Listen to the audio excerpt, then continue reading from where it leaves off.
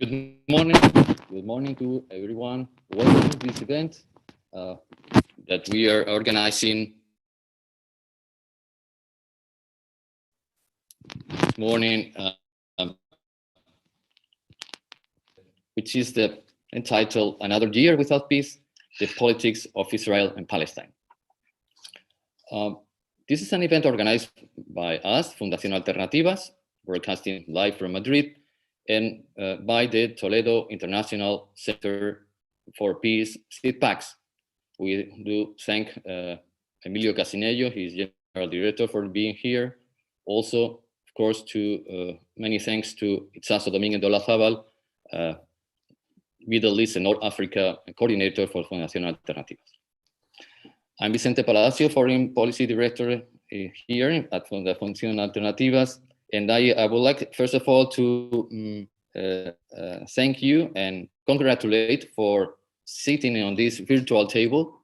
It's a very success that we are talking today on the Middle East and the Israeli-Palestinian conflict, given that the attention is these days is focused very much on other places in Eastern Europe, in Ukraine, and NATO, and many other things. Our starting point today is the 2021-2022 and beyond developments in the politics of Israel and Palestine. We share a sense of frustration. We as Europeans, as Spaniards, we had much hope on the one hand after the forming of the eight-party coalition government in Israel in June 2021, that things would go differently. Or that this government would deliver on the question of the Palestine conflict, but this has not happened yet. The Israeli government accumulates a long blacklist of irregularities, put all that has happened after the military action of Hamas in Gaza in May 2021, the increase of the settlement policy. It has continued with human rights violations, or at least illegal evictions in East Jerusalem. We have settlers violence against Palestinian villages. We have the risk of an apartheid de facto, not de jure, but de facto apartheid state in Israel. There are accusations in that direction. We have the ban of the Palestinian NGOs supported by international organizations, notably Spain and the European Union. We have the affair of the Pegasus spy software. So we have many things on the table that as Europeans or as Spaniards, we don't like much. On the Palestinian side, unfortunately, things are not going much better. The persistence and the threat of the Hamas violence in Gaza, the Palestinian Authority deficit of transparency, the repression of the voices of the civil society, notably the young people and the new generations, certain sense of loss of legitimacy by the Palestinian Authority, and of course, on both sides, the sense that the democracy is again imperiled. The persistence of illiberal trends on both sides. Well, so where do we go from here? The current political landscape for 2022 give us little hope. This is our starting point.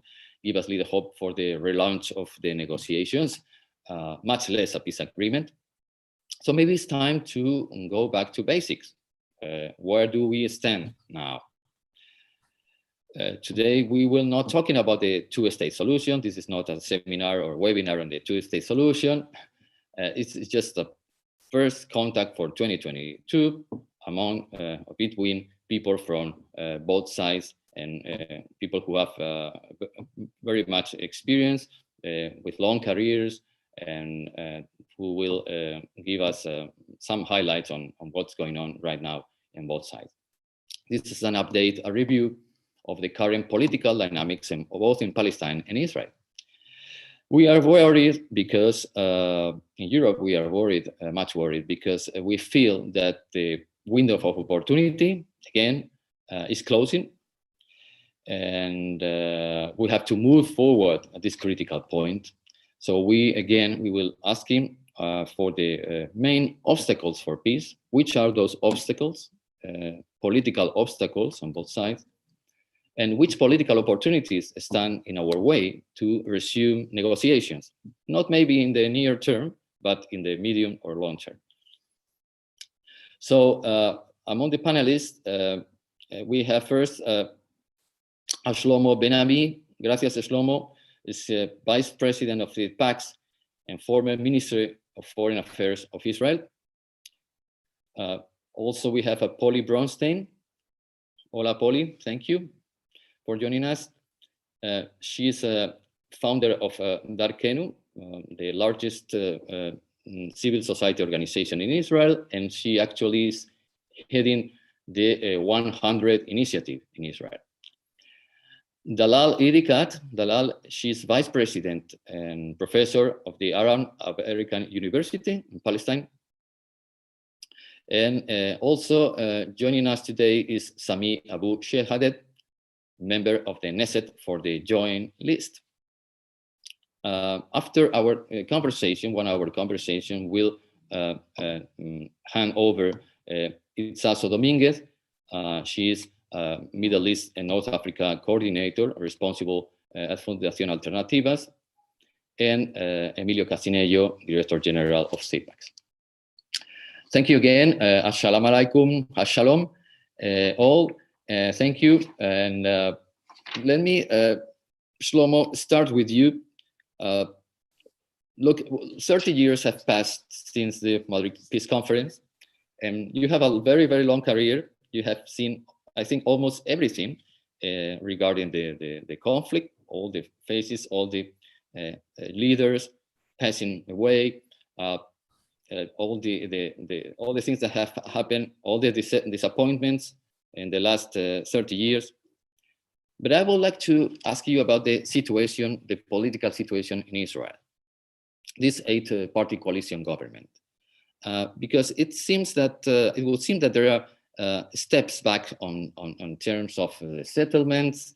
We are in process an investigation of the Commission of Inquiry, the UN Human Rights Commission, and also we have this thing of introduced or mentioned by Bennett, Naftali Bennett, the Prime Minister, current Prime Minister of Israel, of shrinking Palestine.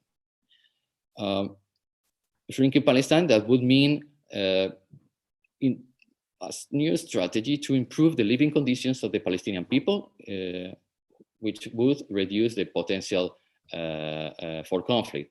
But isn't it this an old thing, Shlomo? How do you see the current political landscape in Israel, and what should be the right strategy right now?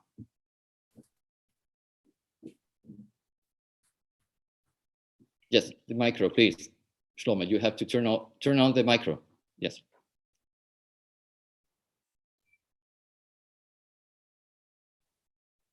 Yeah, now. Do you hear me now? Yeah. Well, thank you for this initiative. You see, broad-ranging coalitions historically in Israel have always been a recipe for political paralysis. And this one is not different in many ways. You have here in the current government one common denominator, which is essentially a repudiation of Netanyahu as a person, as a politician, as a leader. And this is the glue, as it were, of the coalition.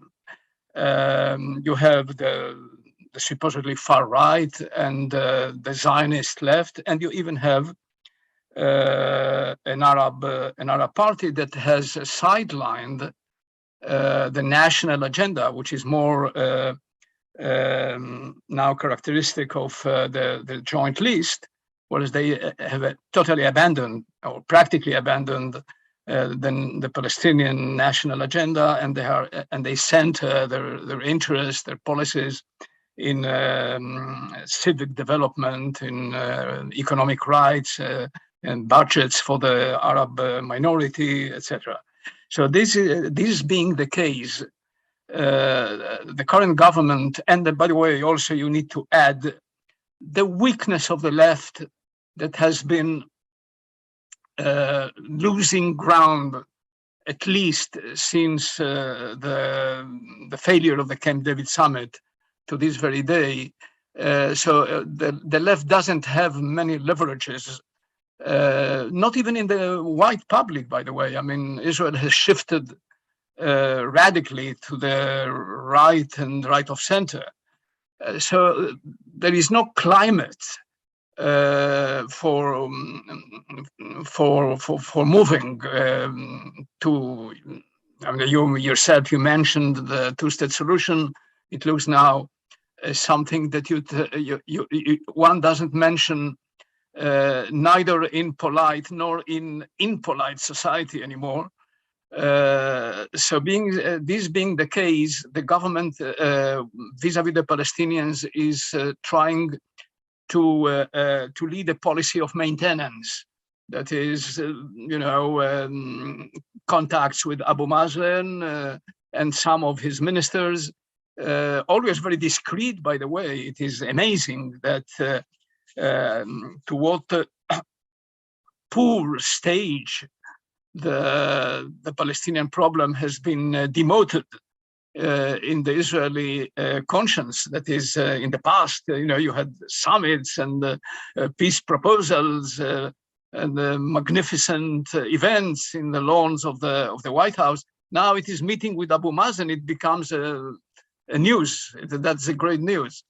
And but now what I trying to focus in is security, which is of utmost interest not only for Israel, by the way. It's for Abu Mazen and his government. They feel threatened by Hamas. They are not particularly popular, and therefore they need the bayonets of the occupier, in a sense, to keep their power going. That's essentially what it is. And the second issue is economics. So I think that in these two fronts is where the government is moving. Last news I heard is that in exchange for this policy of maintenance, I don't know if this is reliable, but that Abu Mazen has decided to not to pursue his assistance or the PLO's assistance to the investigation in the ICC that was opened some time ago. So I think that this gives a sense, okay, business as usual.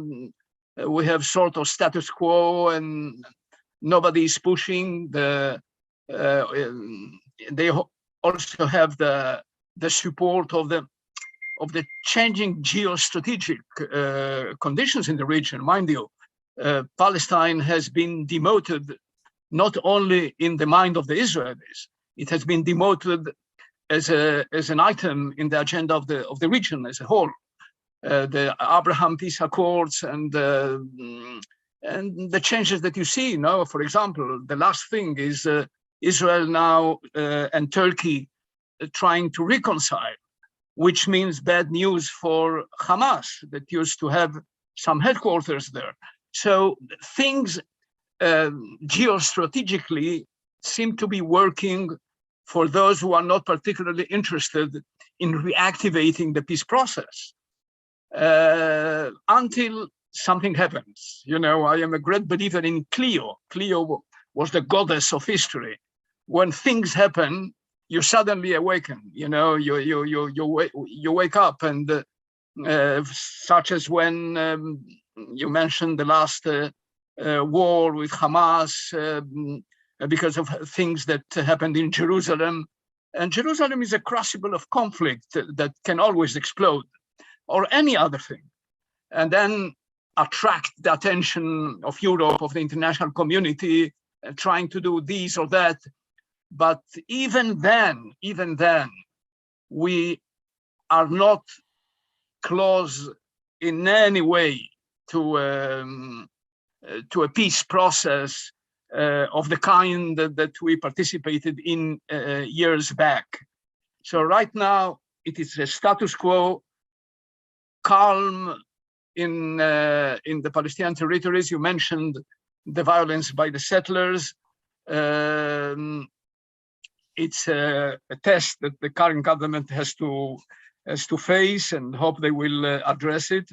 And the situation in Gaza is always precarious. I mean, you don't know when and how it would explode. So this is how the problem stays now. The government is happy, nothing happens. There is Corona. The US has lost interest. You have Ukraine. You have all kinds of global conflicts. The attention of the international community is elsewhere. Is focused elsewhere. Okay. This is essentially what I could say about the situation right now. Excellent.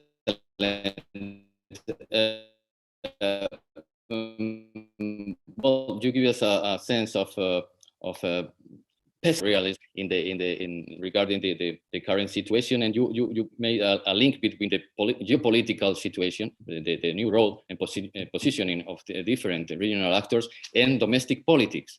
We will come back to this at the end of the colloquium, but first I would like to turn to Dalal Irikat, because Dalal, the question of the elections, the postponed elections in the Palestinian side by the Palestinian Authority, the Palestinian National Council, the Palestinian Legislative Council, all those things that were postponed in cancelled in 2021, and which could or should happen in 2022 and beyond. How important is holding elections in Palestine? Because of course there is a structural situation, let's call it structural violence or structural occupation, call it anyway, which is the structural reasons for not advancing in peace negotiations. But there is also the sense that in the Palestinian camp, many people are discouraged, many people have been repressed, have been under siege for just asking for free expression and all that. So you have to work a lot on the many variants of this conflict. How do you assess the situation right now and the need to pressure also by the European Union or by Spain or by regional actors on holding elections? Thank you very much. It's a pleasure to be with you all here today. Well, just to answer your question regarding any relationship between a change of Palestinian politics via elections and the relaunch of the peace negotiations or conflict resolution, I really want to share with you that I don't imagine any Palestinian leadership more opting towards negotiations like the current leadership. So despite all the stalemates and the deadlocks that we're witnessing, President Abbas himself visited Benny Gantz, and he did not only signal his intention for peace and negotiations, but he had also sent the Minister of Civil Affairs to see Foreign Minister Lapid, and he had also sent a clear and blunt message of readiness to engage in peace talks. So, I mean, for God's sake, it's about time the international community, including Spain and including the Israeli public, that we realize who is not, or who is the obstacle or the barrier to the relaunch of the peace talks. Having said so, I do realize that setbacks on the Palestinian internal politics. Yes, we need elections, but I don't see the correlation between elections and negotiations. On the contrary, you would not find a better leadership for negotiations or peace talks than the current one. However, the Palestinians deserve elections because they deserve democracy, because they deserve reform, because they deserve a new leadership. And that's the healthy kind of systems that the Palestinians aspire for. So on the Palestinian side, I would argue that the leadership is ready more than ever and like to conclude any deal with the Israelis. However, Bennett had threatened bluntly yesterday and this morning that if Foreign Minister Lapid engages in any peace process, that he would destabilize the government and that he will stop any transfer of the government to Lapid. I mean, this is a blunt threat from the Prime Minister of Israel to his successor. So I think it's worth noting that the new generation for the Palestinian people will not be easy. The international community needs to realize that, and the Israeli decision makers need to realize that fact. My kids and the new generation will not accept less of equal rights. So the question remains whether the international community wants to preserve the so-called two-state solution, because let's all remember that the two-state solution was a proposition from the international community. It was not the Palestinian position to start with. And the international community, when this Israeli government was formed, they praised it highly for its diversity, if I may say. However, today the question must be addressed directly to Bennett, who refuses bluntly to sit with the Palestinians. He refuses bluntly to talk about any rights of self-determination for the Palestinians. He spoke very openly about his politics of settlements, of his settler colonial project. And he advocated for the shrinking the conflict, which you had mentioned, ideology. So, which I need to clarify here, shrinking the conflict ideology, it is basically, he realizes that it is very crucial to improve the conditions of the Palestinian lives, but he also does not realize that the Palestinians deserve the right of self-determination or any sovereignty or any political rights. And I have to warn that this is very, very dangerous if we care about any two-state solution. If we really care about the strategic existence of the state of Israel, then the international community and those who call themselves allies or fans or friends of Israel should be worried. Because unless there is a very fine line that needs to be drawn between needs versus rights. And here I come from an academic angle as well, because I teach conflict resolution. A human-based needs is good. Yes, we need to satisfy and serve people's needs.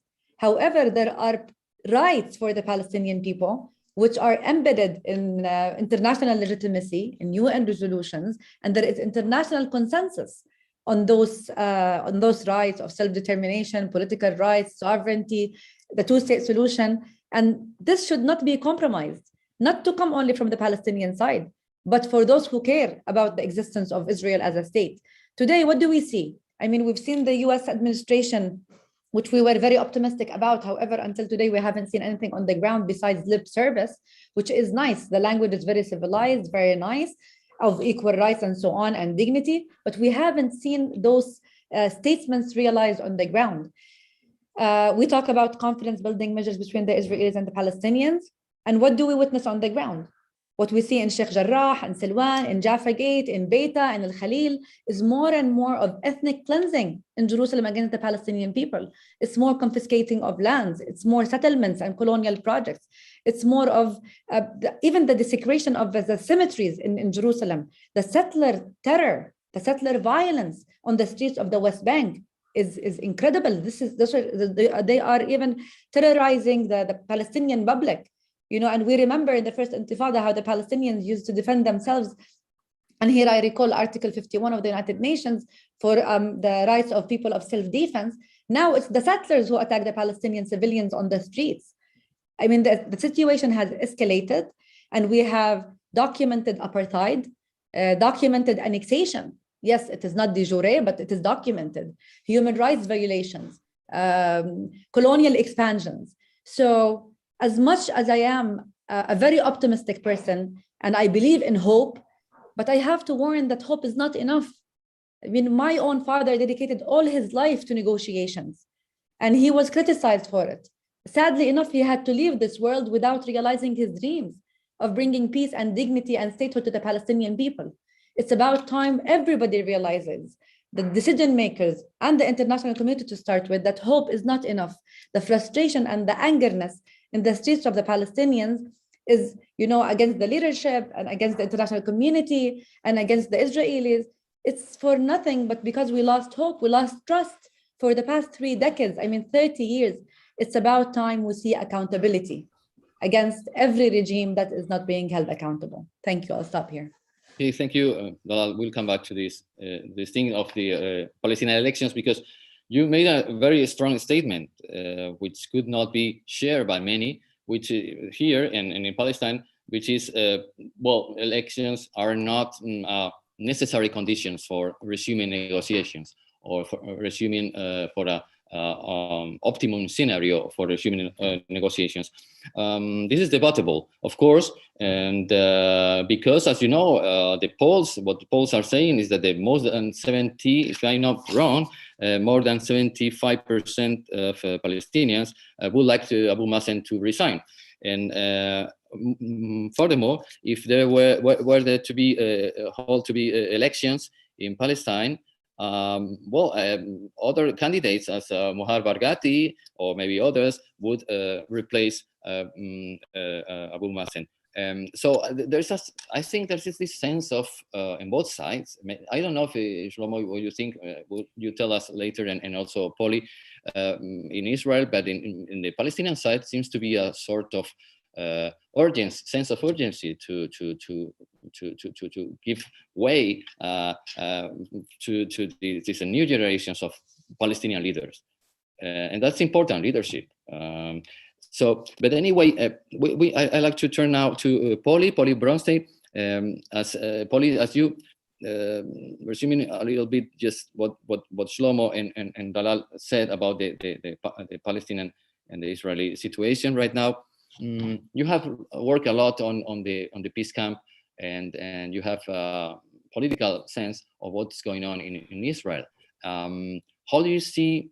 What's your assessment of for this government from now until 2023, August 2023, which might be the case that the current foreign minister Yair Lapid will replace Bennett, and that will open a window of opportunity for opening spaces for dialogue, at least for a better attitude, and more particularly this accusation of Israel being right now an apartheid state, or becoming de facto, not de jure, I insist, not de jure, but a de facto apartheid state in some ways.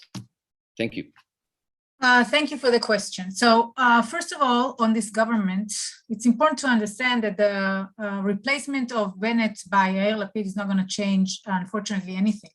This government is much better than the previous government. Obviously, this government has center-left representatives in the coalition, and it's a much more moderate and more peace-leaning government, but it is held hostage by a very, very narrow situation that doesn't allow it to do anything, because some of the parts of the coalition, as Dalal said, are very right-wing, and again, the prime minister the same.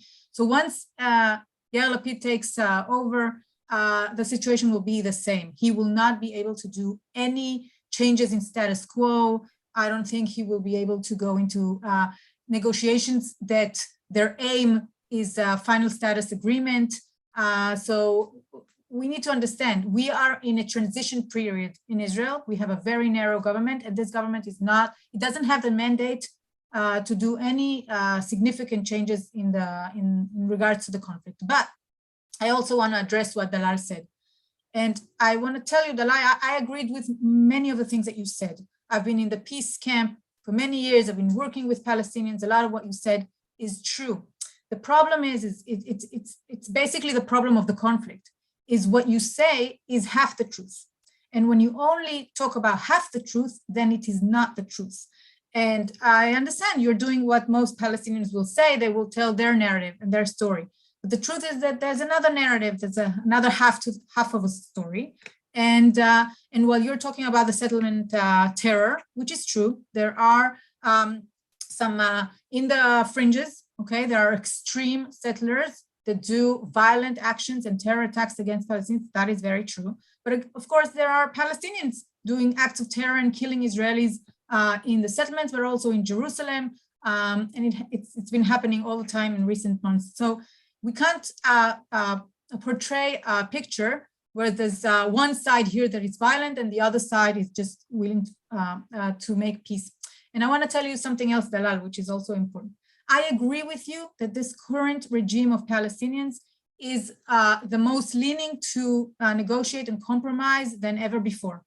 And in that sense, Abu Mazen, theoretically, on paper, can be a wonderful partner for peace and agreement. The problem is, as you mentioned, Vicente, his approval ratings in the Palestinian street are very, very low. He doesn't also have the legitimacy to make any compromise on behalf of the Palestinian people. So assuming that we had an Israeli government that was willing to negotiate for a territorial compromise and for a peace agreement, even the two-state solution agreement, it will negotiate with a Palestinian president that doesn't have legitimacy from his people and the ability to deliver on an agreement. And most Israelis, I think, and I will add the left side of Israel again, will argue that if we have negotiations with Palestinians that end with an agreement, mostly the result will be a Gaza situation happening in the West Bank as well. So we cannot trust not the willingness and the sincerity of Abu Mazen, but his ability to deliver in a situation that is very extreme, with very extreme Islamic organizations, with the Hamas being as strong as it is in the West Bank and so on. Lastly, I want to speak, Vicente, about the term that you raise here, and it's been thrown here very, very easily, which is apartheid. I want to say, I don't think, first of all, there's no apartheid in Israel, and I will argue why. Second of all, it's not helpful. So when you're saying that Israel is an apartheid situation, what you do is you lose the Israeli public, or it's fake news. And when you hear fake news, it doesn't make you feel like you want to negotiate or you want to. The fact of the matter is, if you understand what apartheid is, there's no apartheid, not in Israel and also not in the West Bank, and I'll explain. First of all, we have Sami Abu Shkheda here with us, and he's a member of the Israeli Knesset, an Israeli Arab, and he's a part of a party that is very, very Palestinian nationalist, okay? He will argue that he does not accept Israel as the state of the Jewish people, and he will argue that Israel should be Palestine, and that is fine, because Israel is a democracy. And in our democracy, Arabs can go to the Knesset, they have equal rights. I will agree that they are treated not as they should be. And I advocate for that every day. But in terms of democracy, Israel, inside Israel, sovereign Israel, is giving equal rights, and Sami Abu Shkheda can be a Knesset member, and he can say, and he has immunity as a Knesset member. He can say whatever he wants, participate in any demonstration he wants. Now, what is happening in the West Bank? The fact of the matter that the West Bank, of course, there are people in Israel that would like it to be Israel, but it's not Israel. We don't have sovereignty. I agree with Dalal that we have a prime minister that will like to annex the West Bank, but de facto we never did. And the reason we never did is that there are millions of Palestinians living there. And the fact of the matter is the two-state solution is the best solution for Palestinians and for Israelis. And the Palestinians that are living, most of them, that are living in the West Bank, I don't know, minus the ones living in sea area, are living under the authority of the Palestinian Authority, and it is not Israel. Now, I agree that this is a bad situation. Dalal, I agree with that. These are not human rights. The Palestinians should have human rights and civil rights, and they should live in their own sovereign country. But the fact of the matter is that we tried, I as a peace camp person that kept voting for peace, are keeping this territory for you, Palestinians, to one day have a Palestinian state of your own. And I think the reason, and I will end with that we cannot withdraw from the West Bank is security reasons. And if we knew that we can trust Palestinians to be a peaceful neighbor, and by the way, Dalal, for you as well, for Palestinians as well, to live in a democratic, because if we withdraw from the West Bank, Dalal, you know that you can live in a Hamas Gazan environment. that doesn't give you equal rights. Okay, so Okay, I will end with that because I see Dalal has a lot to, you advance. say. Thank you, Polly. Thank you, Polly. You advance a lot of the future, yes. As a matter of fact, Israeli governments have repeatedly denied for a long time accusations of apartheid and even the occupied territories. Maybe it's a so. I mean, I think that there is a sort of contending narratives here, and which are necessary because each band has a narrative on this, but from of course from the point of view of the international right and from the basically the international community perspective and our perspective for us Europeans, there are, as a matter of fact, violations and legal annexations and all that. So, but anyway, beyond the narratives and the political narratives, which are also an obstacle to resume negotiations or to start to restart the dialogue, it's not as much the different political language and narratives. There are facts. And in that regard, I would like to ask Abu Shayadeh, that whom Polly referred to just a moment ago as an Arab-Israeli politician. We thank you very much for joining us in this conversation. You are, Abu, a member of the joint list. There's a question here because it seems that for the Arab Israelis, the Palestinian thing, as Shlomo mentioned, is no longer a priority. Maybe it has never been a priority. And so would it be a more engaged Arab Israeli politicians in this context useful in order to advance negotiations and to make pressure the Israeli government? I guess that the margin of maneuver is very narrow for you because you are in a minority. You have only 6 seats at the Knesset. But even so, we have the feeling from the outside that you are not doing much on it. What do you have to say on this? First of all, thank you very much for this kind invitation, Vicente, to talk in this important webinar. I disagree with most of the things that have been said here, because I don't think that the issue is what are the Palestinians doing or what we as the joint list can be doing. First of all, there is no comparison. Abu, sorry, thank you for sorry for cutting you off, but I can't myself. I can't see you on the screen. I don't know if you have to turn on the video or it's just me. Yeah. Okay, now. Okay. Great. Now you see me. Okay. Vicente, can you hear me? Yeah, sure. Okay. So thank you. Thank you again. I was saying that I disagree with a lot of things that has been said here, because dealing with the Palestinians and Israel as two equal sides is trying to think in a very wrong way from the beginning. Now, regarding Israel as an apartheid or not, it depends from which side you are talking. If you are from the side of the occupier that want to justify his occupation, of course, you would not want to see how ugly is this regime. But if you are the victim of these policies, you can see it everywhere, wherever you go. Not just in the West Bank and Gaza, which is under siege, and the continuous Judaization of East Jerusalem and the racism of the settlers and the ministers in the government and so on.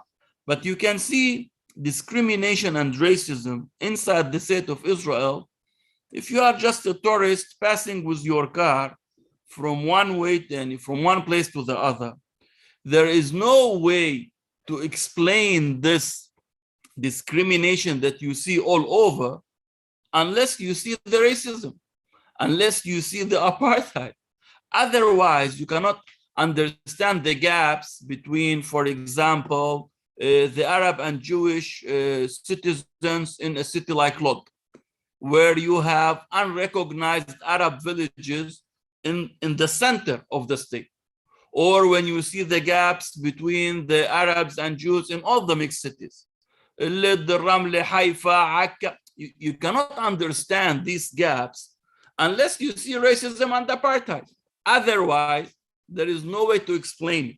It could have been explained differently if you would see that the situation in the south is more better for the Jews, but in the north it's better for the Arabs, or in the center it's better. But if you see that there are gaps between Arabs and Jews all over the state, all the time in favor of the Jews, this is something that should be explained differently.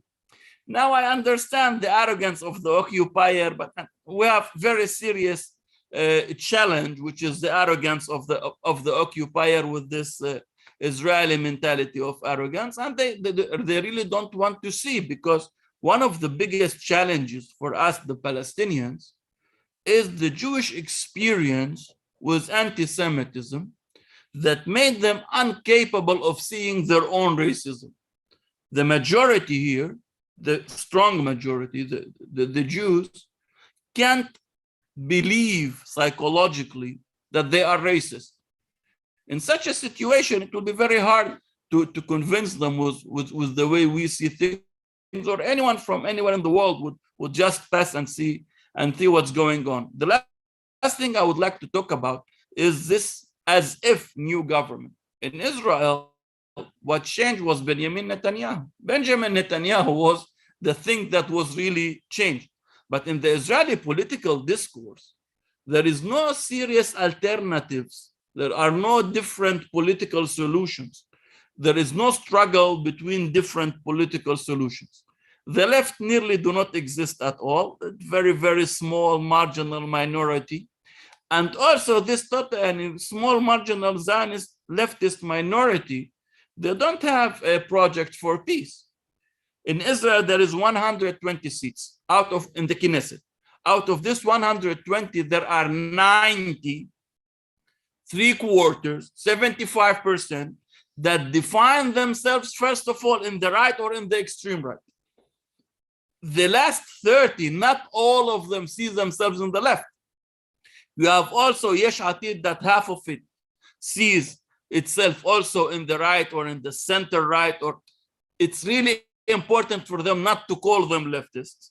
So whenever you are going to change, the prime minister is going to change or not, it will be Lapid or not anyone.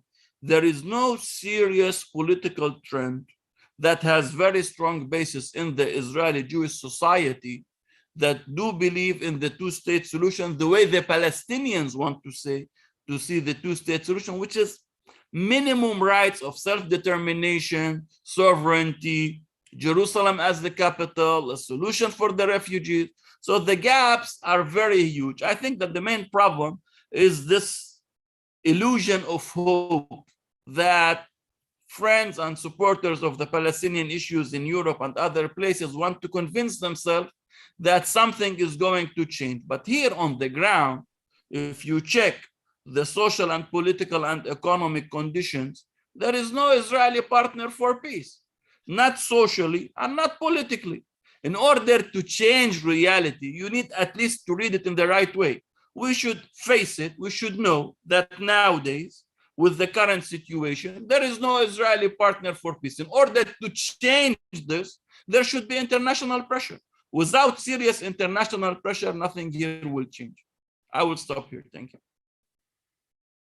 Yes, thank you. I will come back later to this the role you make in the Palestinian in the Israeli politics right now, and the differences between or convergences between you as a joint list group and others like RAM, the Arab Unity Party. Hope if you are facing up to this worrying situation of the Arab people and the Palestinians, more in particular in in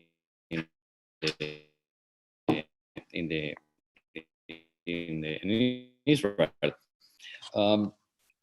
Shlomo, if I just may say one sentence, your political factor. Just one sentence, 20 seconds. Because and we take it as taken for granted when you address me as a Palestinian, and I fight in order to just a second. And I'm doing part of my struggle is to make the state acknowledge my Palestinian identity. This is part of my struggle, but it's important for the audience to know that Israel does not acknowledge our Palestinian identity. From the Israeli point of view, when I'm saying that I'm a Palestinian, they deal with me as a liar, because in the Israeli political discourse, by the way, there is no Palestinian people. Surely not the Palestinians of Israel. So part of our struggle for equality is to have this acknowledgement of Israel acknowledging our national identity. Thank you. It's very good. You made a very good point. I guess that you are not very happy with this the 2018, I think, law of the Jewish nation state, as defining Israel as a Jewish national state. So this is a problem also there, a big problem, by the way. Well, but Shlomo, coming back to your when you refer to geopolitics and how geopolitics are shaping domestic politics on both sides, I think that Dalal also mentioned that.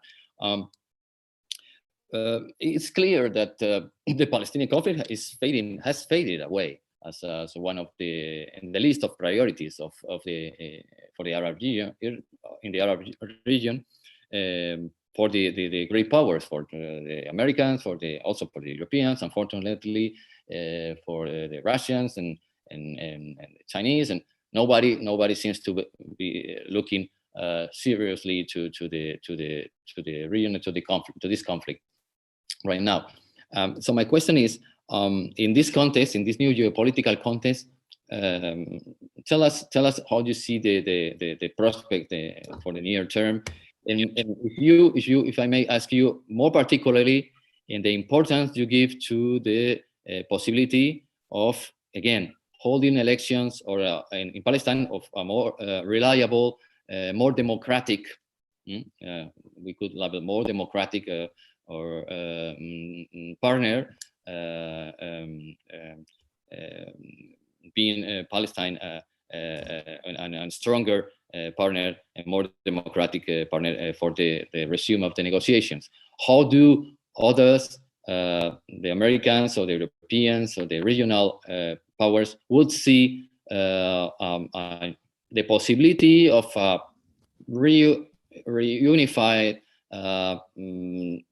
Palestinian government, by which Hamas, a different or a more moderate Hamas would go hand in hand with the new forces of Al-Fatah. So the possibility of a stronger, more democratic Palestinian band in that regard.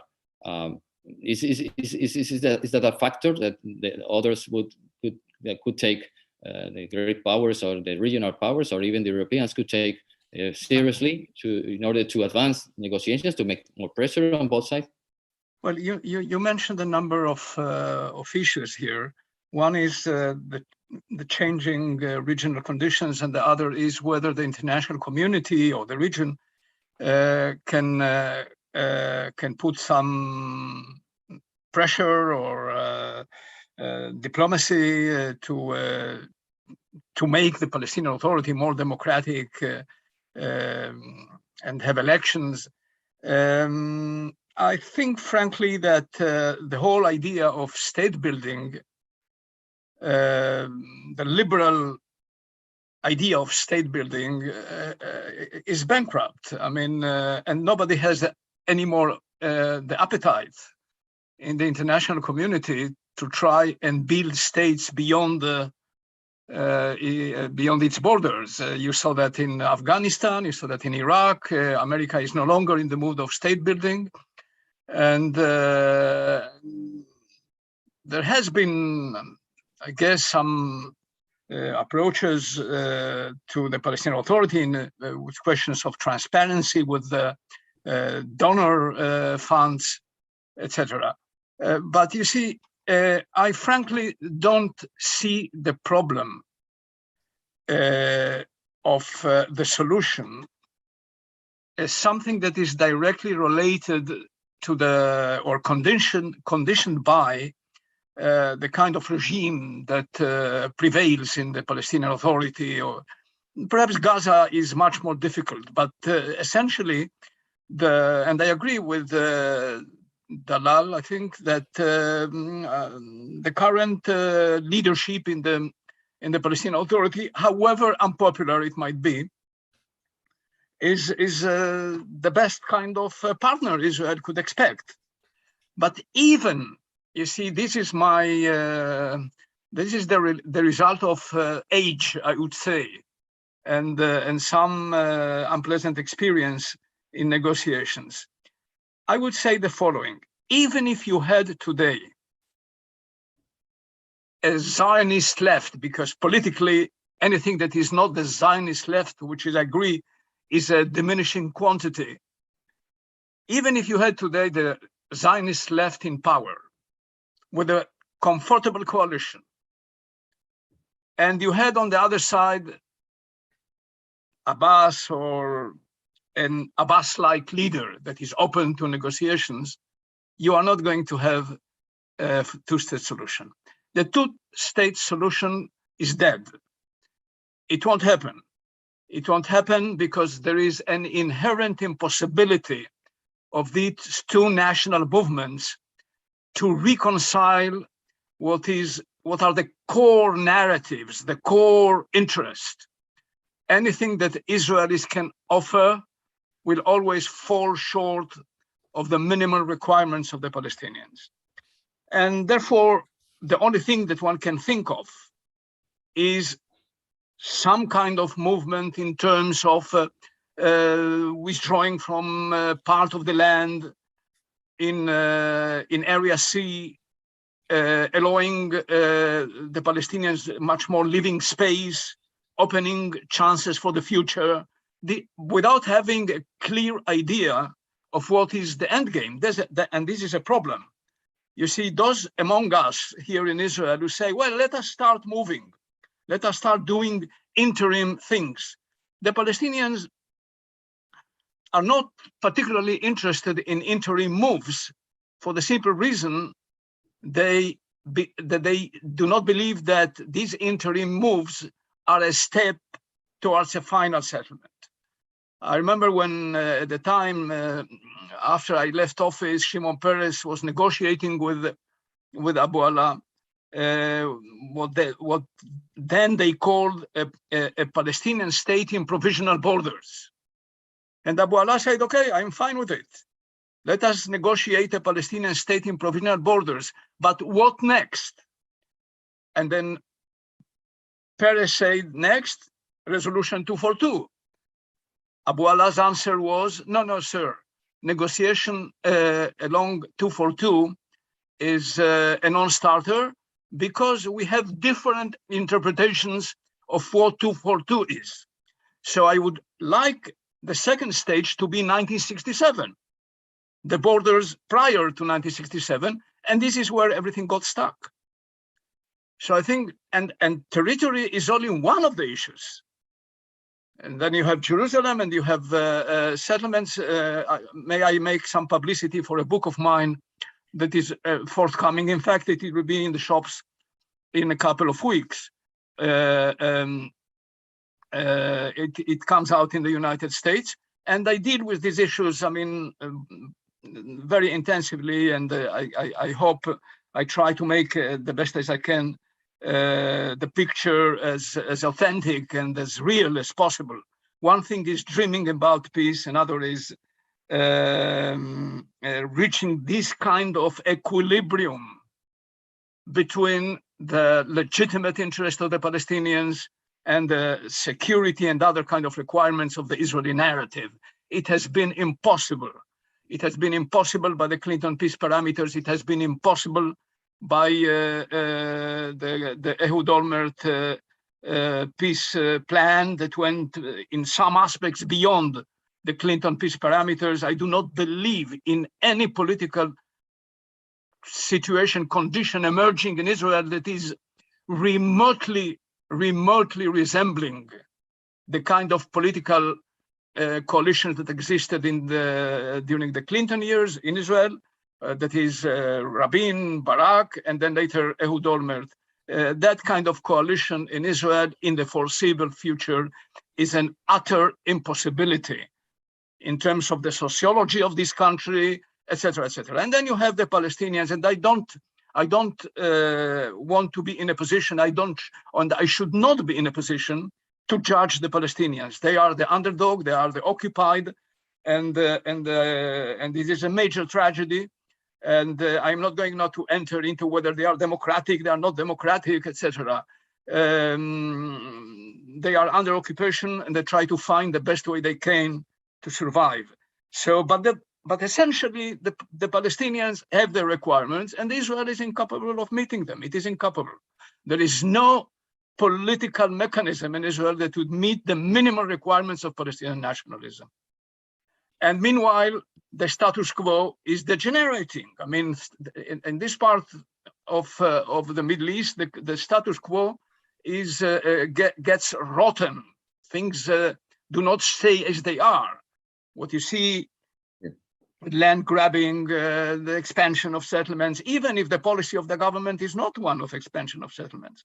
Okay. And so the reality of a one-state reality or a one-state solution has become now the fallback position of many people. I saw Mohammed Dakhlan recently defending the one-state solution. Until these days, the one-state solution was sort of an ivory tower nonsense. People like Tony Judd and others used to defend it. Now it has become popular. Palestinian youth, for example, in the West Bank, they do not support anymore the two-state solution. They don't believe in the two-state solution. You need to go through the polls and surveys conducted by Halil Shkaki. Most of them want a one-state solution. Why? In one-state solution will be all supposedly equal. I don't believe it would be the situation. I think that one-state solution would be a South African situation without a South African solution. Because the Jewish minority, it will be at some point a Jewish minority from the Jordan River to the Mediterranean, would never allow no matter what pressure or international pressure and sanctions, what have you, it won't happen. So it would be a latent state of civil war. Here in the Middle East, a one-state reality, something that didn't happen in the Yugoslavia setup, doesn't happen in Cyprus, even in Belgium it doesn't happen.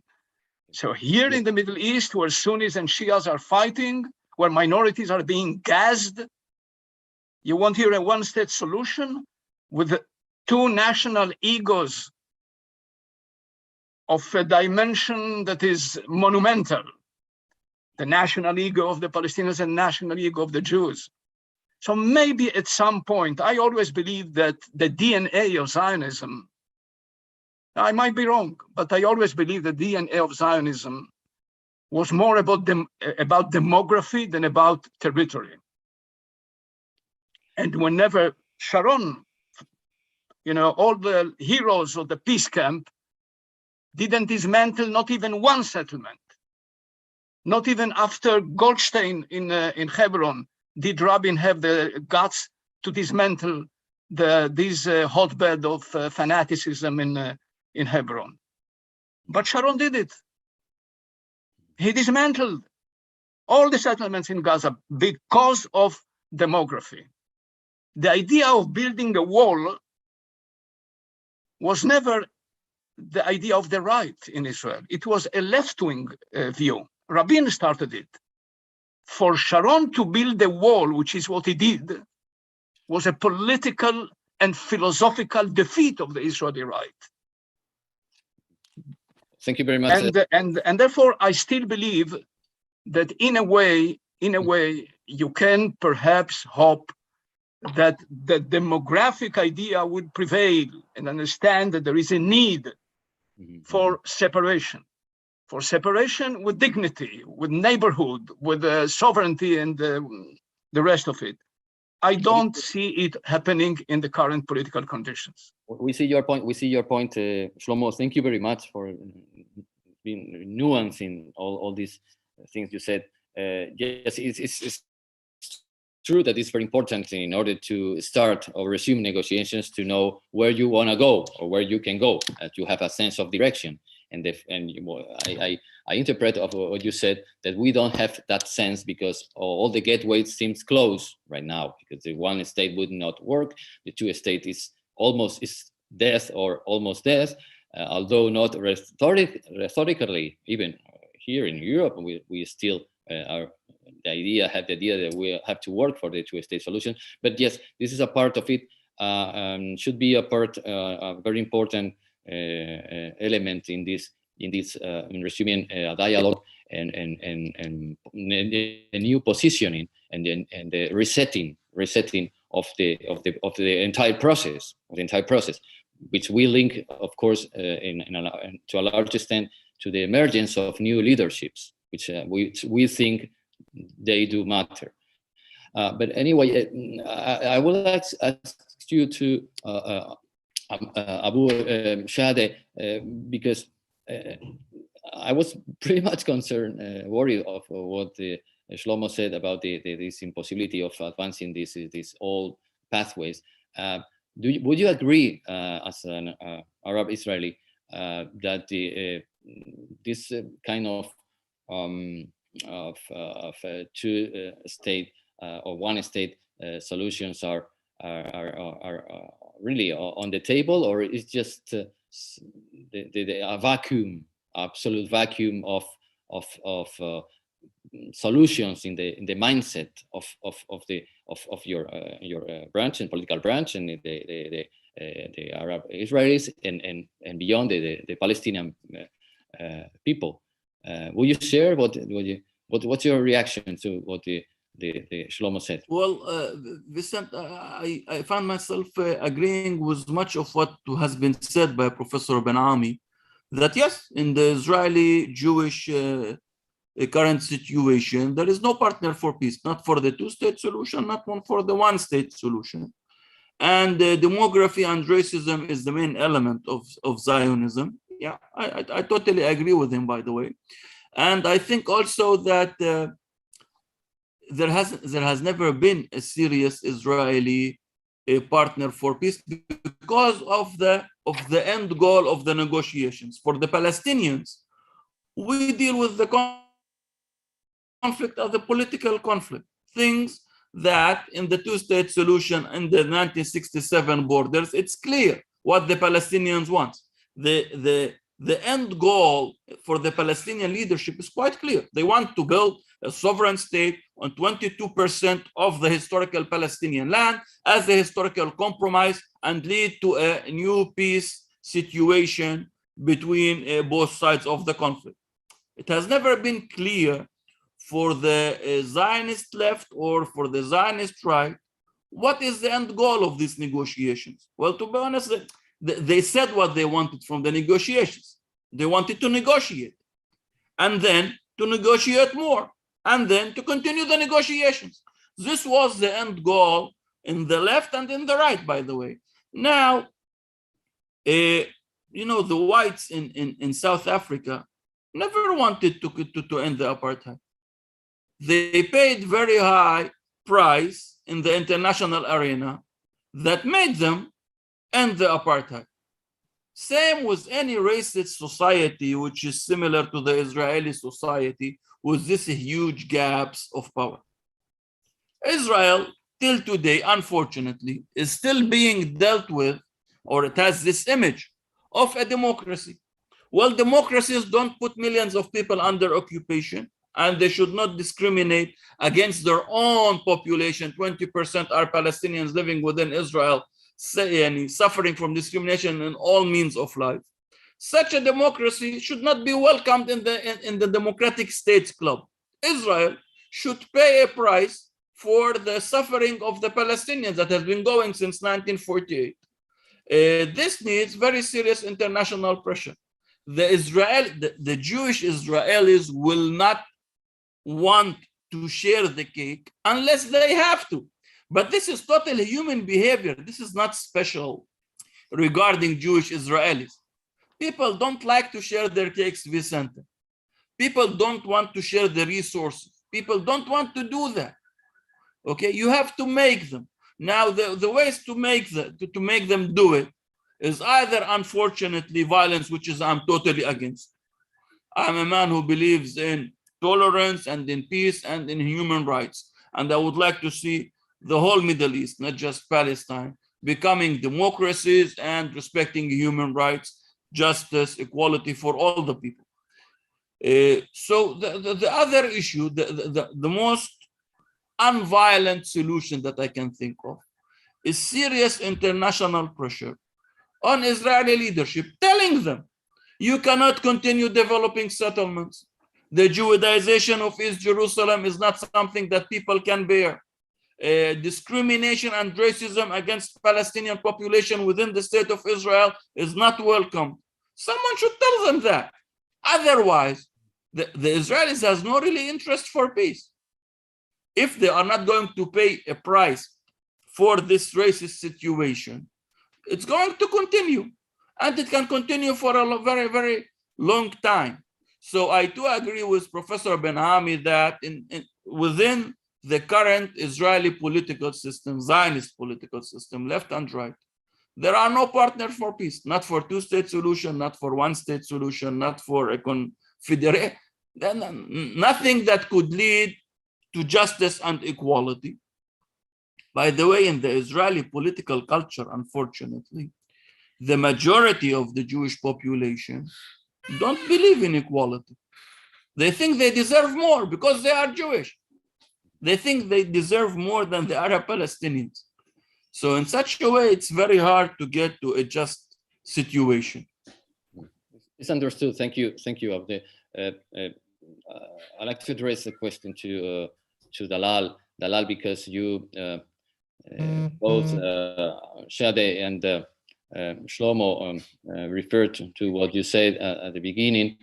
I would like to ask you how do you see the immediate future on this government, the Israeli government, what's going to happen from now until 23 and beyond, and more particularly, you work a lot on the negotiations, and you know very well what's at stake and the demands on both sides, Dalal. But some people would suggest that here, in order to break up and to make things advance and move forward, here the worse the better might work. A kind of a new outbreak. It's not a violent intifada that would act as a catalyst for change, but something similar, something like something has to happen.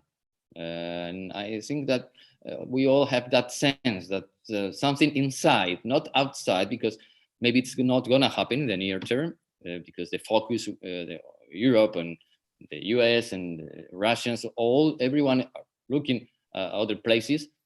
After the Abraham Accord that Shlomo mentioned, Israel has normalized its diplomatic, political, and economic, commercial relations with its neighbors, even with Morocco, by the way. And so do you believe in an outbreak, a strong political outbreak, a kind of new intifada could serve as a catalyst for change? I know I'm being very provocative, but I guess a lot that you have a sense of what has happened so far and what has not happened and why. Thank you, Vincent. Well, when violence is rewarded, things can only get worse. And this is what we have been witnessing on the floor, because Israel was not being held accountable for the past years. So they still enjoy impunity against all the crimes that they perpetrate against Palestinian people. And allow me to say that as much as I am a fan an advocate of the importance of shaping narrative, I come here to this webinar today with respect to my academic portfolio, where I certainly prioritize facts over judgments. And I agree with Shlomo and Sami on many of the talking points they had presented. However, Polly, excuse me, but you're building your narrative on assumptions rather than facts. You're assuming that the day after a peace deal, Abbas won't be able to sell it. Excuse me, I mean, we're supposed to respect our brains here. We're supposed to address the facts on the ground. The Prime Minister of Israel said bluntly that he doesn't want to engage in any peace talks with the Palestinians. He doesn't want to see me or any Palestinian as equal. And let's be honest here. If I were an Israeli enjoying the label of the democracy of the Middle East, I will be really pissed if Israel is labeled with apartheid. It was not the Palestinians who came with the label and the term of apartheid over Israel. Let us face the facts on the ground. It was a Human Rights Watch, B'Tselem itself, an Israeli human rights organization that documented the crimes of apartheid against the Palestinian people. So, and needless to mention, if I were a Jewish, seriously, I would be very ashamed of the Jewish nation-state law of 2018. It clearly defined the state of Israel for the Jews only. It neglected the rights of the millions of population of Muslims and Christians or other than Jewish in the state of Israel. So there are things that we have to face. I know that we have a lot of setbacks on the Palestinian side. Yes, and when I mentioned the need of election and the correlation with the peace talks, I hope that you understand me well. I need to clarify myself here. There is a huge need, crucial need for elections, for democracy, for reform, for reconciliation, for unity between the West Bank and Gaza. However, my talking point was I don't really see the relationship between the elections and the going to negotiations. On the contrary, what we see in the Palestinian from the Israeli side is military orders, Holly. Military orders against the Palestinians. It's not any laws or regulations. We still have 5,000 Palestinian prisoners in Israeli jails. 500 of them are administratively detained. If you ask any citizen of the world what is administrative detention, they will not be able to answer you. Because in any law in the world, there is not such a thing as administrative detention, but under the apartheid colonial state of Israel. 90 Palestinian bodies are still kept hostages in the laboratories of Tel Aviv University against any human law. And their families are deprived from the basic dignified right of burial.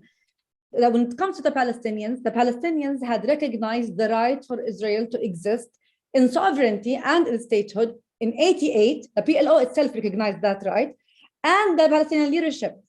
None of the Israeli officials have verbally, and you today, you talk about the two-state solution, but you never dare or bear to say the state of Palestine terminology. However, what we want today, we want peaceful means. And that's why I would advocate for the ICC as the International Criminal Court, because it is our last resort as Palestinians. We've been negotiating, we've been offering our hands to negotiate. And until today, we say our president just mentioned to your foreign minister and to the defense minister that he is ready to fully engage in peace talks.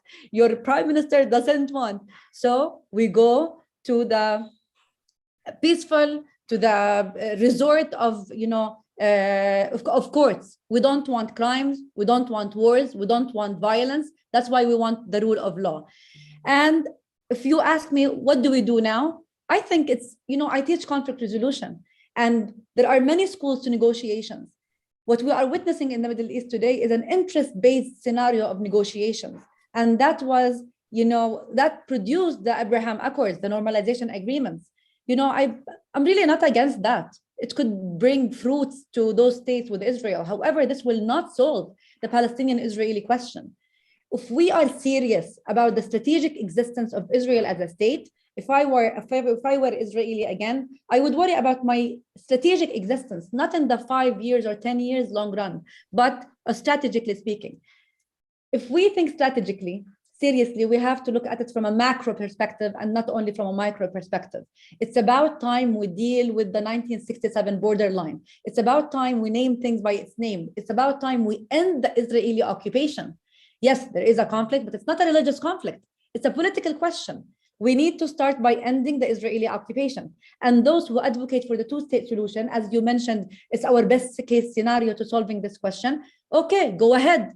Recognize the state of Palestine. Okay, don't recognize the state of Palestine. Start with identifying the borders of the state of Israel. Unless we start by actions rather than statements and lip service, we cannot move forward. Unless you see me as a human being, equally human being, and I see you as an equally human being, I don't think anything could be done on the ground. My advice to the decision makers is in respect to international law, which is not contested, in respect to the international legitimacy of the peace process, which is not supposed to be contested, we have to start with a macro approach, which starts with ending the occupation on the 1967 borderline, with a recognition for the state of Palestine, identification of the borders of the state of Israel, of course, including East Jerusalem as capital for the Palestinians. And that's where we can begin. Thank you. It seems, Dalal, that anyway, we don't have to choose between rights and better democracy on the one hand, and peace or negotiations on the other. Ideally, they should come together. But just to end, Polly Bernstein, what's your reaction to what the Lala and all the participants said? And more in particular, I will ask you the question of the supposedly more repression on both sides, on Israel and Palestine, of NGOs and the peace camp in general. Because we noticed that this government is very tough has been very tough, banning 6 NGOs, as we mentioned at the beginning, something that the Europeans are not very comfortable with, neither the Spanish, and also in the Palestinian camp, as we know, the Palestinian Authority is not being very helpful on this neither. To say the least. So what is your prospect, political prospect for the resume of negotiations for the 1 or 2 state solutions, taking into consideration these situations at the level of the civil society? Well, thank you. Vicente, did you finish? I didn't hear the last part of the question. Hello? Maybe I just go ahead. Yeah, okay. So I want to tell you something personal, Dalal and Sami Abu Shkheda, because we're here. It looks a little bit intimate. We're only 13 people on the conversation. The peace camp in Israel that I was for many years a part of it, and I was a strong advocate for peace and so on, it's broken. And I think one of the reasons that it's broken is because how the two of you just made your case. I think when you, I can talk a lot about how, yeah, I know, you made me laugh as well. Oh my God. Oh, it's unbelievable. It's really unbelievable. I'm sure I gave you, I'm sure it's really unbelievable. I listened to you very quietly. I was muted when you spoke. Yeah. So do you want to give me the same respect that I gave you? Maybe you should mute yourself as I did. Do you want to try and do that? Just mute. Okay, so I will go ahead. I was pro 2 states. I still am. I am willing for very big compromises on everything. And I'm willing to be very brave about it and everything. I think I speak for the entire peace camp of Israel. But I'm also very critical towards my government. I ran the biggest campaign against Netanyahu because he wouldn't support a 2-state solution, the biggest in Israel's history. I still am an advocate against Netanyahu in the Likud. So I'm pro-peace, I can say that. And I'm, despite what you said, Sami, that we're racist and everything, and I agree. I have a lot of criticism towards my camp, towards Israel, towards the settlements. I want to ask Dalal and Sami, are you in any way critical towards your side? Do you have anything to say about your responsibility of the situation that we are in? Because Dalal, you said that I am not talking about facts on the ground. The facts on the ground are that we supported the disengagement and we supported dismantling the occupation of Gaza, both the army and the settlements. It was a very, very big crisis here in Israel, but most of the Israelis supported it. Although it was it was almost an inner war inside the Jewish population in Israel. We did that. It almost tore us apart.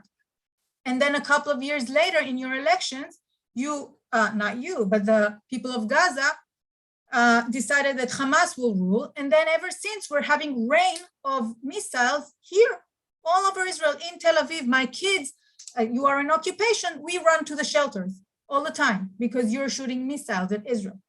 So when I say that the Palestinians have broken the peace camp in Israel, it's because historically, we sent Barak, we sent Olmert, we sent Sharon to bring us peace, to settle. They had mandate from the Israeli society, from the peace camp that was very big, to make concessions, to bring us a two-state solution agreement.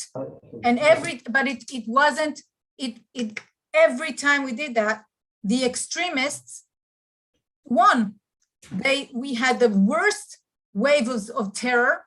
The same way as you're traumatized by occupation, me and my kids are traumatized by terror. We had times here, as you know, that we couldn't get on a bus without knowing if it's going to explode or not explode.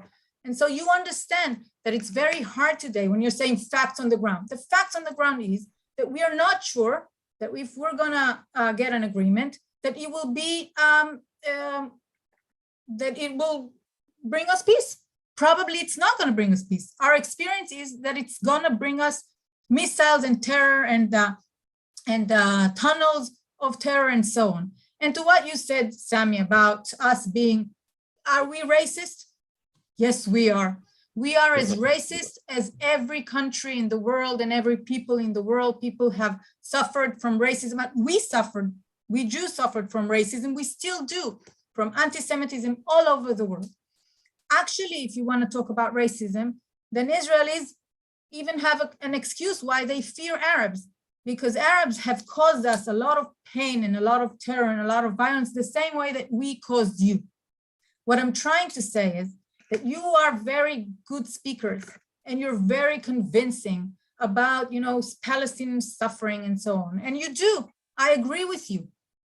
But it's not helpful if you are unable to say one thing that you can do better, that you can do different, that you can help us in Israel who support peace, who want to make concessions, who want to get an agreement, who are supporting a real two-state solution. You are not helping us because you put all the blame in us. Take care of your leadership. And to end, I want to say this. We are a democracy, a real democracy, despite what you're saying, Sam.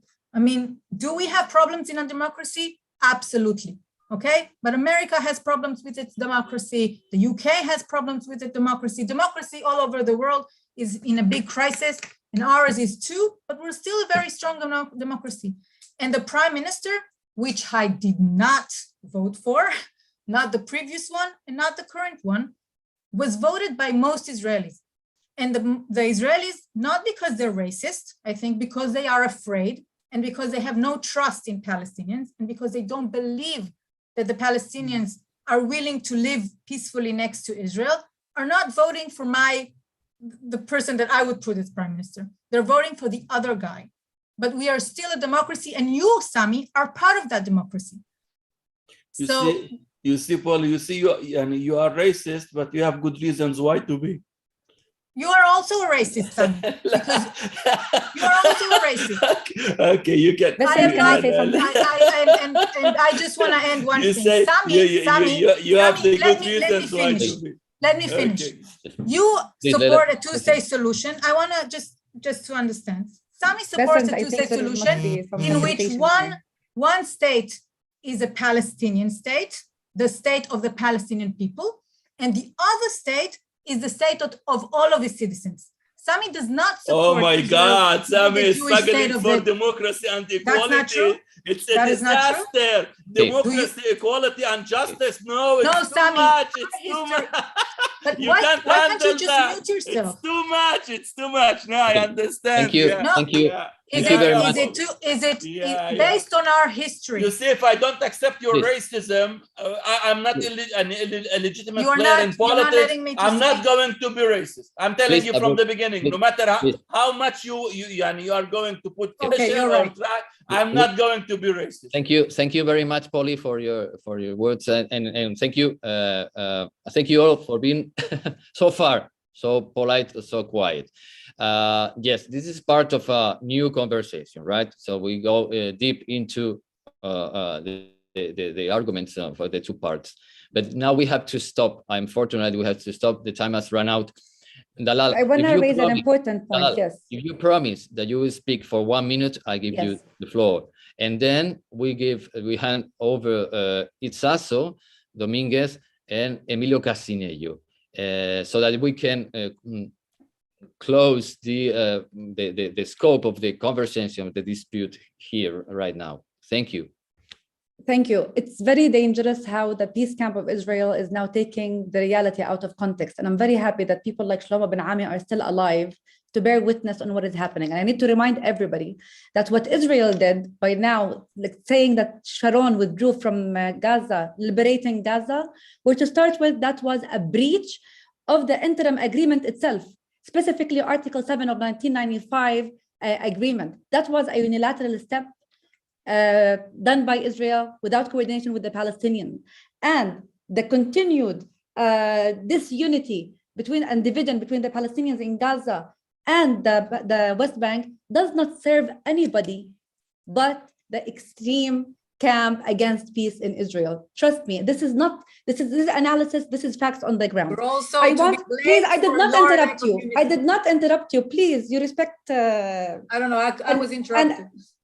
Okay, thank you. And I have to remind you as a pro-peace advocate that resolutions 242, 253, 267, 298, 476, 478, 2334 are all identified settlements as illegal activity. If I were Israeli and pro-peace camp, I would start by dismantling those Israeli illegal entities, which are the basic barrier to the peace process since its start. We need to name things by their name. And thank you very much. Bessie. Okay, thank you, Dalal. What is clear, folks, is that maybe the two-state or the one-state solution is this. I don't know, but the conversation is not this. Okay, so this will continue. Thank you, because I know these are contending views and all between all of you. But this is not the object of the seminar. This is precisely to give a first contact for this year and for the next year, and see whether this conversation is alive, and it is alive, and it is very hard. But I would like to thank you for being so respectful and for listening to each other, for being so courageous to sit on this table. This virtual table, because I know that we all at the end we pay a price for being here. So thank you. Please, it's also give you the floor is yours. Give us your sharp comments and views on how you see this thing. Thank you very much.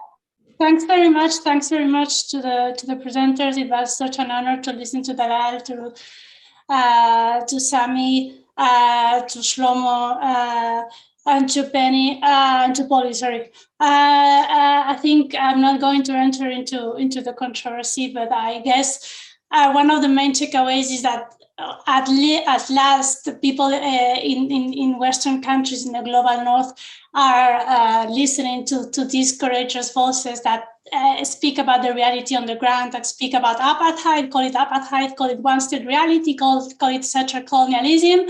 It's not about narratives. There have been jurists, international jurists, that have written reports about that. So it's not just about interpretations on the ground. And the fact that Israeli NGOs and not just Palestinian NGOs are also speaking about that, should be telling for all of us. I can only speak to what the international community is saying, what the international community is doing. And one of the problems, one of the issues that we might point out will be having the same conversation and the same framework that we've been having for 30 years. Last year was the commemoration anniversary, or whatever you want to call it, of the Madrid conference, of the Madrid Peace Conference.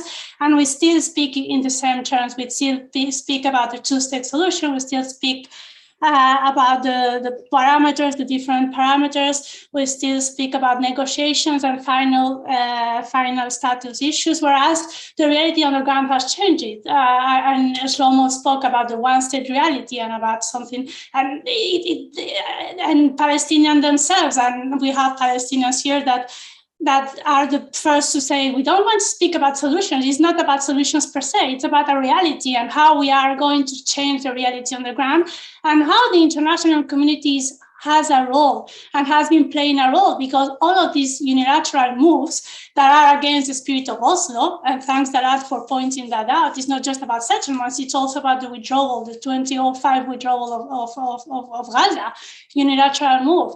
Have been playing against and have been permitted, have been allowed by the international community. And the international community and the European Union, which we are part of, is supposed to work according to the principles of international law and human rights and international humanitarian law, which is systematically violated and has been systematically violated. And again, it's not me who says that. It's reports, a number of reports, and there's an argument to be said and to be made, whereas Israel has been breaking international law because it has been allowed to do so, because there have not been no sanctions. So one takeaway from this conversation and from the framework and from the issue as a whole will be, and Palestinians have been asking us to do so for years, what the international community should do, starting with sanctions and other kinds of measures towards that. But besides sanctions and besides what the European Union could do, we have to speak about international justice, and the case before the International Criminal Court is the other instance in which the international community has a role to play, even if it's not by encouraging that. It should be by allowing the case to move forward. And this is a context that is not happening because many countries, for example, European Union member states, Germany, for instance, are preventing that from happening because they consider that to be a unilateral move against the spirit of Oslo. Whereas the International Criminal Court, we all agree, is an institution in which all of the spirits, all of the values of the international community and the European Union are reflected, right? Again, I don't think this idea of returning to negotiations, I think it's clear that there are a number of actors who are interested to do so, and maybe this is not the case of either Israelis or Palestinians themselves for different reasons. But something that struck me, and I'll leave it with that, is that whereas Dalal was clear, and I think Sami, I don't know if he also mentioned that Palestinians are just asking for equal rights and respect for human rights. The other, Shlomo, sorry if I misinterpreted that. The minimum position was this idea of withdrawing from certain parts of the territories and granting Palestinians not more than autonomy because it's impossible from the Israeli side. So still we have this asymmetry that has been characterizing the context in historic Palestine for more than 70 years, and that doesn't seem to bear witness to hope. But although, I'll leave it with that, that's for sure. There's a new generation of Palestinians that have been protesting in Sheikh Jarrah, Jaffa, Haifa, Gaza City, Beita, Ramallah, all across historic Palestine for changing the narrative and for holding not just the Israelis, not just the Palestinian leadership, but also the international community responsible, because they are the ones who have been facilitating and contributing to the situation on the ground. They weren't just demonstrating, they were burning cars, they killed a few people, there were lynches here in Israel. So when you say protesting as if it was like a democratic protestation, there's a lot of violence. But it is true, and most of them are in prison. There are many Palestinian citizens of Israel who have been imprisoned for months and are still in prison, whereas they are in prison as Israeli citizens because they burned houses and cars and lynched people. So I think in the middle of Madrid, if you had people burning stores or cars or lynching, the webinar is done. Excuse me, I'm going to leave now. Well. Thank you very much. Thank you very much to the Fundación. Yes, thanks so much. Yes, I'm really sorry I took too much time. Emilio, the floor is yours. Have a great day and Yatiko Marafia. Thank you. Thank you, Ichazo.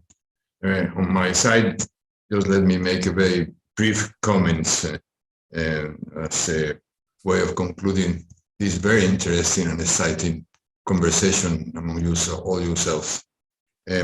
I think we have heard voices with authority, with intelligence, and with actual and historical experience. As with all honest intellectuals, I would say that the conversation, this discourse, and their reflections contains more questions than answers, and it is only natural. In such complex context, you cannot have or provide a single simplified response.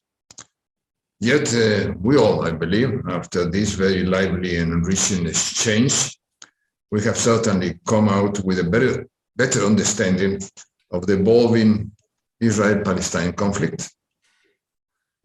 Most of the times not in the right direction, as you have all expressed, within the Middle East convoluted stage. Let me tell you that the Toledo International Center for Peace has from the very beginning been involved in Israel-Palestine conflict and the Middle East.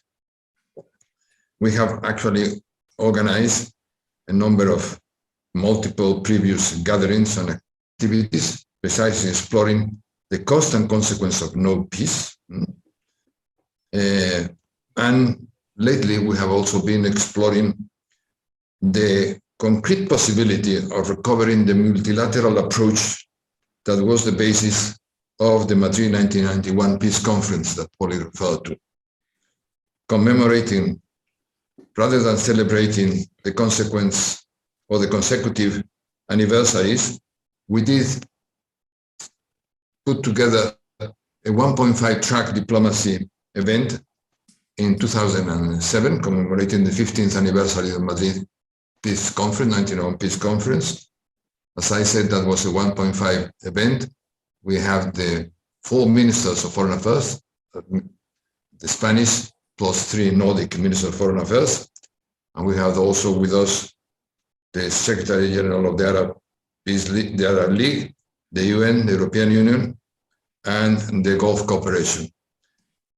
We did and tried to repeat the same exercise in the 20th anniversary of the Madrid Peace Conference, on the 25th anniversary, and we are right now trying to explore how to relaunch a regional approach to stability and prosperity in the Middle East, taking as an occasion, historical occasion, the 30th anniversary of that Madrid Peace Conference.